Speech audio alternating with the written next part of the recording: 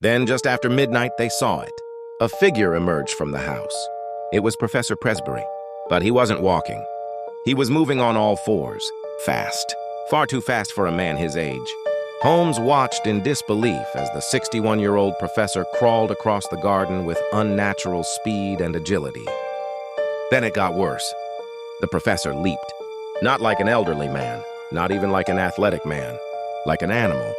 He sprang onto a wall and balanced there effortlessly, watching, waiting. His movements were so unnatural that Watson later admitted they barely seemed human. Suddenly, Holmes understood why the dog had attacked him. Roy didn't see his master anymore. Roy saw something else.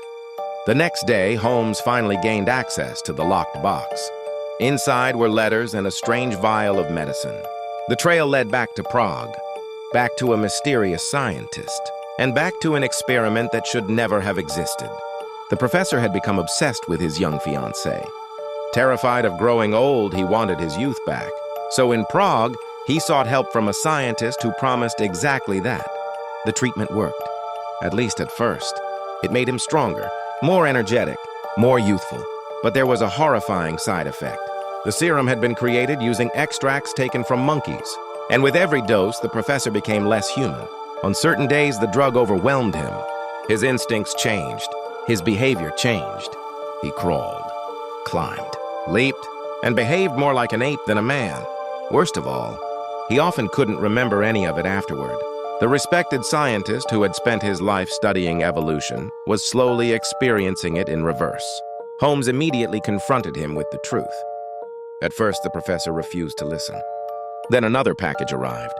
Inside was a fresh supply of the serum. That was all the proof Holmes needed.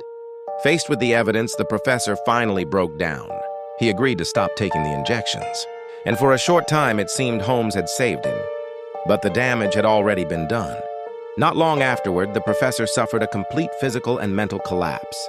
His body could no longer withstand the effects of the experiment. The man who had sacrificed everything to regain his youth lost the very thing he was trying to preserve, himself. And that is how Sherlock Holmes solved one of his darkest cases. A case that proved there are some things far more dangerous than growing old.